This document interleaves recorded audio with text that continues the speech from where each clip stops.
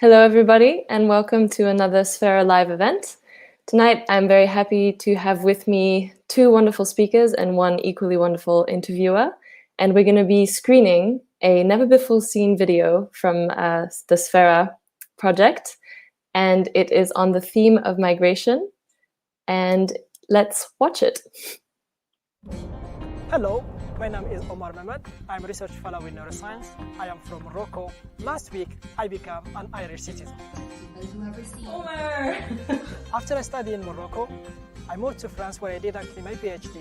Then I found a job in Trinity College Dublin as postdoc researcher in neuroscience. Oh, my Trinity. I still remember actually the first day when I arrived, they say at the airport, "What are you doing here?" I say, "Actually, I'm coming to work." They said, "Welcome to Ireland." And something actually amazing more than that, each time I was traveling and coming back, they were saying, "Welcome home." I have been in Ireland for 7 years and 5 months today. I believe actually when you are more positive, well educated, and you respect people, they will respect you, and you can achieve really a lot in this country. I play as well Australian football. Everywhere I go, I need to play sport. Everywhere I go, always I order the number 1 for my jersey, so.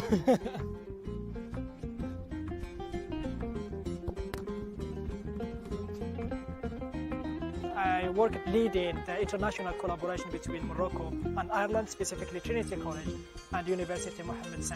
And currently I'm working actually in the Royal College of Surgeons as a research fellow. How's it going there, Juliet? Good? Good, looking forward to going to Morocco. Yeah. Many foreign people, they work abroad in their home country, but some of them they work and they go back. I choose actually to stay in Ireland or in Europe.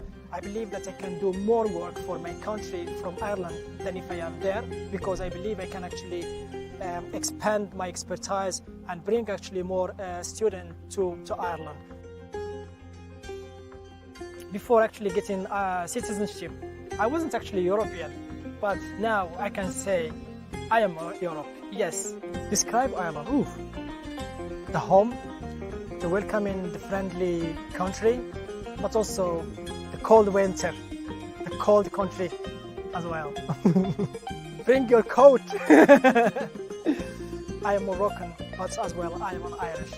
So I am Moroccan Irish.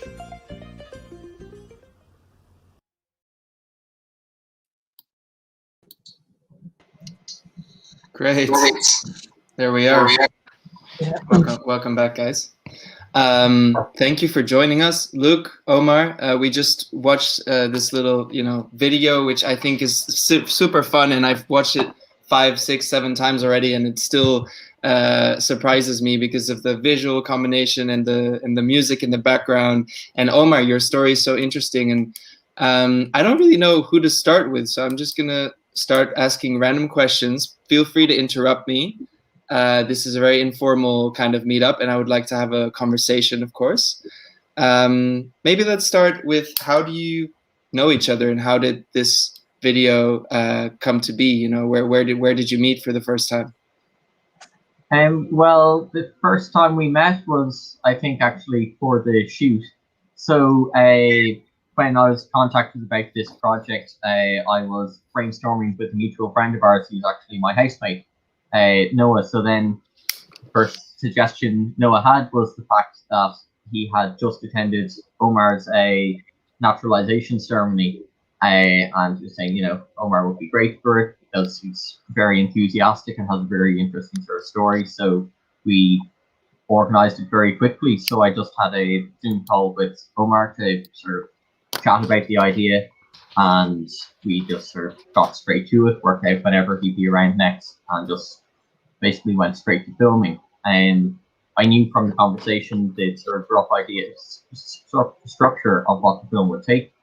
But then as we went through the filming, just sort of thought of questions as we were going. Luckily, Omar is incredibly well connected and knows everyone in the high places around Trinity, so he was able to get us special permission from the provost to film inside the college. And everything worked out well there. I thought I might also mention the music there is by a band called Nava, and the reason we know about them is because they had played music at the naturalization ceremony, and they do an amazing fusion of music. And my friend Noah, again, had been playing them in the house for the entire week. So then when we were trying to think of music for this piece, like normally you just go for royalty-free music so you don't have to deal with any of that. So, but it turned out I was working on another project that week featuring that band. So I was able to ask them in person about using their music, and they were totally cool with it, which was fantastic. And yeah, a lot of things just sort of came together very nicely for the project. What a lucky combination of factors when everything falls into place like that. Yeah. Hey, and before I go to Omar, I want to ask you, Luke, one more question, which is why why is this topic relevant right now in Irish society? I mean, when you sent me the email, I was really intrigued by the word "the new Irish," and I was wondering, is there like a debate going on? Is it a politically controversial thing, or has there been a recent development in Ireland or in Irish society that makes this video all the more relevant now? Yeah, I mean, that's an interesting question. I think I probably wouldn't actually use the term New Irish exactly, and I think Omar can sort of speak to this more, but I feel like I have seen a big change in the country. Now, maybe it's from my youth. I grew up in the countryside and then moving to Dublin, and Dublin is a much more multicultural kind of space. But I think, like a lot of my friends weren't born in Ireland, and I think there is a really great energy around the country that wouldn't have existed in the past. So I think around when Ireland really joined the EU, or about 30 years ago, a lot of investment started going into tech and such, and higher education. So the country has become much more popular internationally. But it means that now it's a much more multicultural place, and I think we're actually quite lucky that there hasn't been much in the way of controversy around there. But I think it more serves as a great example of how well things can go, and how much better a country is when it welcomes people, and when I think Ireland has a lot to be proud of when someone like Omar comes along and actually wants to be here, because I think this is exactly what you wish for, because Omar, you do incredible work, and I'd say it's something for Ireland to be proud of, that of all the countries that you could have chosen, you chose Ireland to be where you based yourself. Well, that's a great segue. Maybe Omar, now to hand over the microphone to you. So first of all, how are you doing, and where are you? I'm very intrigued by this background. Can you tell us a little bit about this office? Seems to be an office building, right? Yes. So thank you very much, actually, for the welcome and for this interview. Actually, it's the first time being live, and maybe people might hear my voice, and maybe family around in Morocco, my friend in France, and some family in Germany, Spain, and Italy. Of course, now in Ireland as well. So actually, I'm based now in the building of Future Neuro Center, which is located in the Royal College of Surgeons in Ireland. And it's one of this center of epilepsy. We work here and we do some great job. And yes, I'm doing good, despite the weather the last 2 days. So, but I'm keeping well. Thanks. How long have you been in Ireland now? Always I like to count. It's exactly 7 years and 5 months, 21 days. Okay, and you're settled? Like, you're not planning on leaving anytime soon, or? Well, not to be honest. I live here, myself and my wife, and we have our own flat as well. We both have our flat, and for the moment, we are looking just here in Ireland so far. Amazing. Yeah. Hey, and for the people listening who maybe were too late or didn't see the video, could you tell us a little bit what you do? What's your job? My job, as I mentioned, I am a researcher fellow. So in neuroscience, I do different type of the work, but basically we do mostly some research and brain activities, understanding how the network inside of the brain. I'm an electrophysiologist, means that people that they can record the brain activity and see what's happening in the brain in general. Amazing. So Yeah, and to mention, I was working for the last 6 years and a half in Trinity College, one of the amazing as well college, where I have done some good job. I have really made some good networks there, not just like in academic side, but also I went a little bit ahead to a little bit making some connections, which in the video talking about leading or being as the vital link between we call it the international collaboration for the first time between Morocco and Ireland, and that was one of the big achievements, even beside doing just the basic research in neuroscience. Yeah, because you also say that in the video. You mentioned, I think you mentioned that at some point you feel like you can be this connector, you know, this bridge between Ireland and Morocco, and that you feel more useful actually being there than if you would have stayed in Morocco. So can you tell us a little bit about how are the relations between those two countries? I mean, one of them is in the EU, of course, one of them isn't. So is it complicated for Moroccans such as yourself to come to Ireland, and are there a lot of academic exchanges? So the idea first comes when I was in Bordeaux. Basically, I inspired this idea because how I went actually to Europe, it was one of my supervisors, Dr. Abdelhamid Ben Azouz. He established a certain network between Bordeaux in France and the same university, Mohammed V.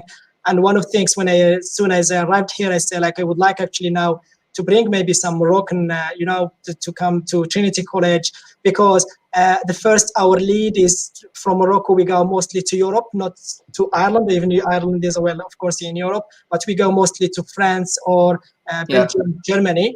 But we don't have the direct destination that the students come directly to Ireland. So we go always through France or UK. Then after a while, we come to Ireland.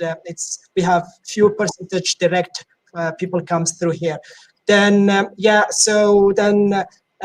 connections are really good. I mean, it's easy going completely when you have some project to run between the two countries. I mean, we have I've been as well doing some great job with the Moroccan embassy. So I have been in touch with them for the last I would say 7 years. They are very well helpful. All the people that they want really to do some good job for both countries, for Morocco and Ireland. So there is other collaborations that the people that they work in the I would say like in the agriculture. So they establish their connections. I think there is as well. I think in Galway there is as well in Cork certain international collaborations. But the one I was more focused is the one between Trinity College Dublin and University Mohammed V in academic side. Yeah. Well, that's what we could see in the video, of course, as well, and that beautiful Trinity campus, or that building in the background. Let me ask you something about this is a very cliche question, but I do think it's interesting. Like, did you experience any culture shock when you arrived, and what were your expectations before coming to Ireland? Because in the video you say people are so warm and welcoming, and I was wondering, were you expecting that, or was it a positive surprise? It was truly more positive surprise, because the first time I met actually maybe the Irish fellow was when I was in Bordeaux through playing the Europe Cup for Australian football, and there where I met actually some Irish fellow that they played. And from there, it was just like amazing, saying, "Oh, are you sure you want to come to Ireland?" I say, "Yeah." Then they say, "Welcome. We have 2 clubs in Ireland of Australian football." And I was so surprised already. They gave me the contact for their club and certain like the coach, and if I am even looking for accommodation, they send lots of information. That was actually for me very already an early welcoming. Even I didn't decide yet to be in Ireland. Then something completely different, which I love so much when each time I was arriving at the Dublin airport, which is completely different. I mean, I lived in Europe and I traveled everywhere, but it was completely something different. Just arriving with the big smile, and they are just like, "Welcome to Ireland and welcome back home," because I have the ID. Something actually, even I would say in Ireland, which is completely different in the whole Europe. I remember when I arrived in January 2014, and at the airport they say, the day after, they say, you can go tomorrow to the immigration office and you can already get your ID card. I was completely surprised because no one in Europe will tell you that you cannot have your ID card in 24 hours of your life. I was always waiting for 6 months, 5 months, to renew your card. And so from there, you build already some positive things here. I built some good positive things in Ireland. I met a lot of people, the welcoming in Trinity College, the welcoming in Royal College of Surgeons despite the pandemic. And every time I go somewhere, I meet new people.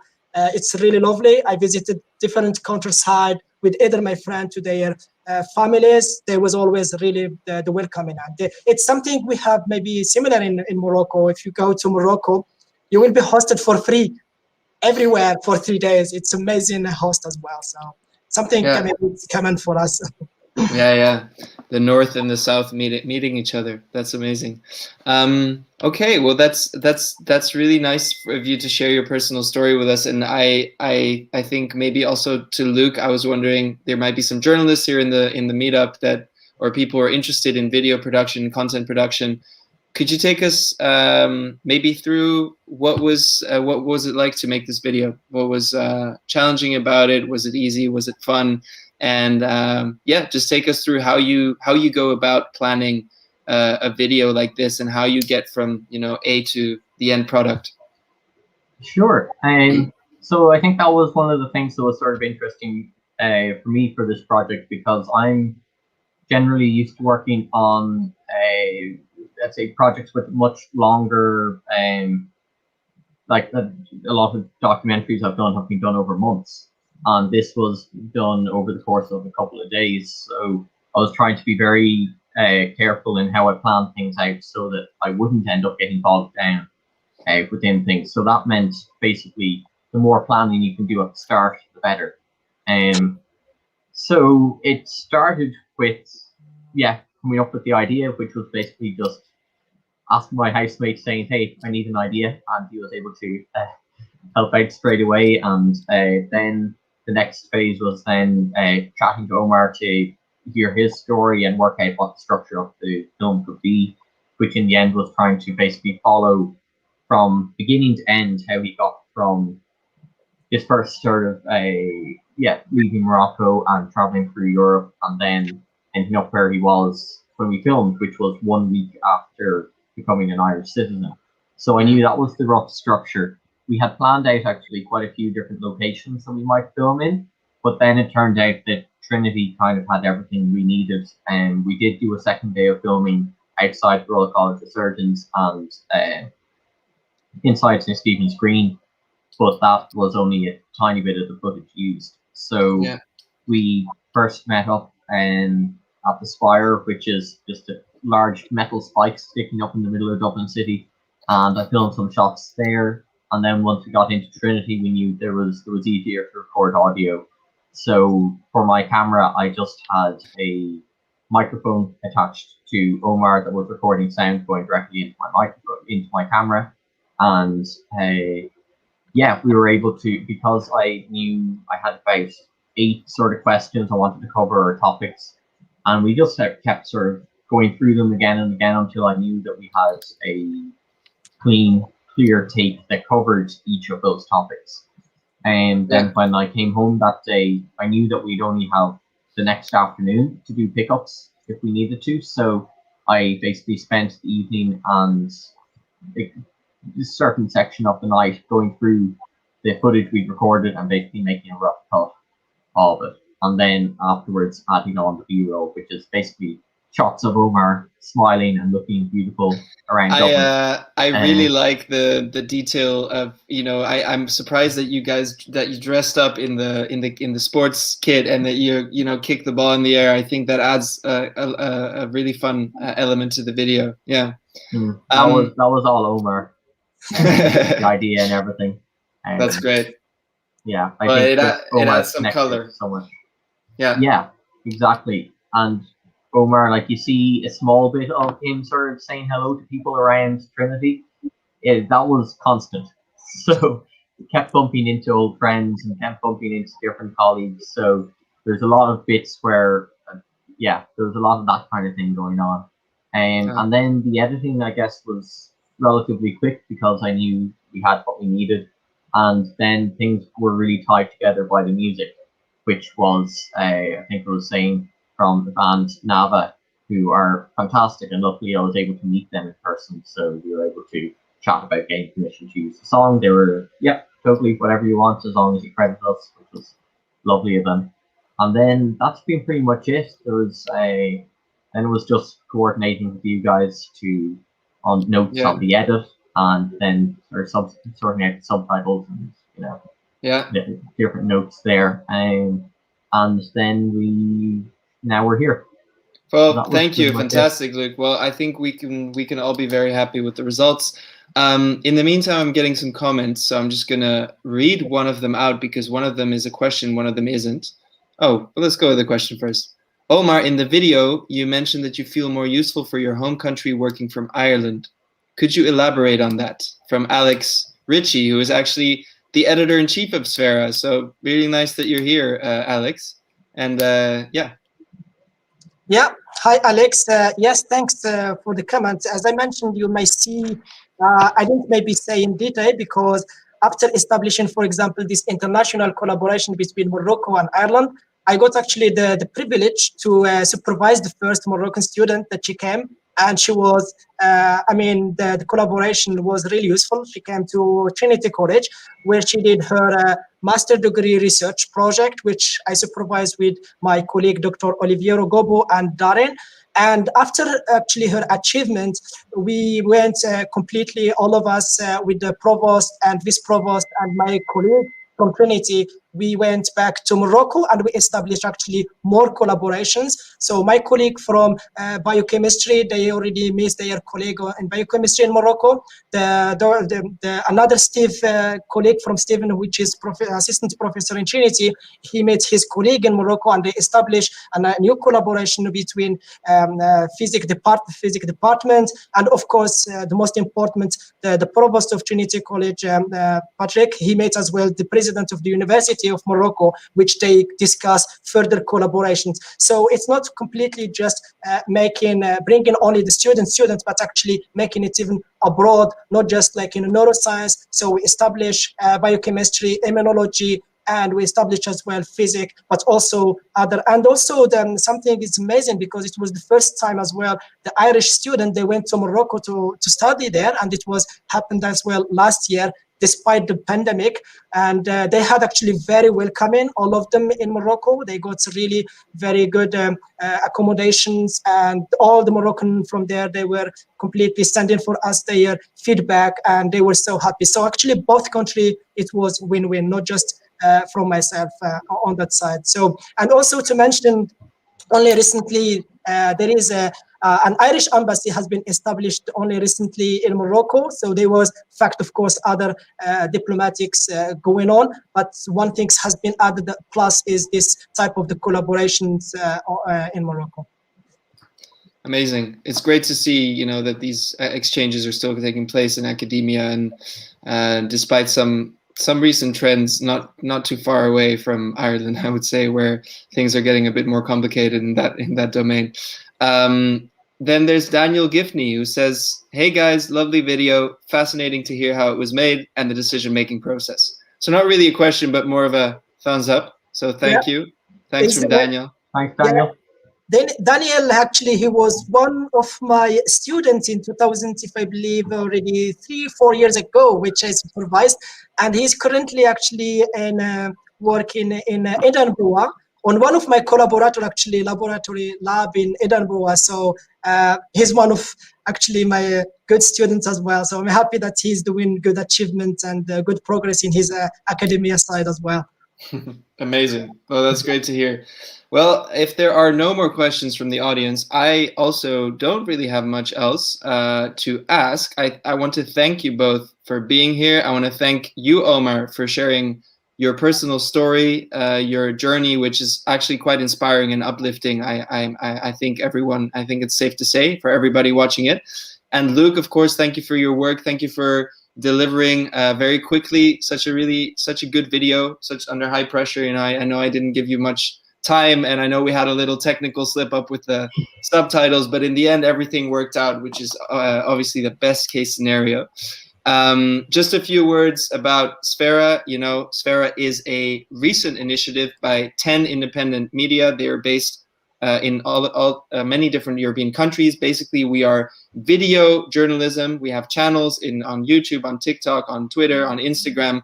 And the idea is really to publish stories like these in 6 different languages, translated to a Gen Z and a millennial audience. So to reach the youth, you know, in Europe, and we're doing our best to reach them with entertainment, but that has a bit more of a message and value. And I think, well, yeah, the project just started 2 months ago, but it's already amazing to see the results in your case, for example. So thank you for joining. Thank you for participating. And yeah, I will wish everybody a lovely weekend. And now I will shut up and and end the event, I think, right? Yeah, thank you very much. And I hope people could, thanks Luke as well for the video that you did and for the work that you are doing, guys. It's really amazing to bring actually some other voices. And I hope to see more people around and talking about their experience and how they are either in Europe or in outside of the Europe. And yeah, just to share a little bit sometime. Amazing life. How's it going? Well, fantastic closing words. Thanks, everybody. Have a nice weekend. Have a nice weekend. Thanks. Bye.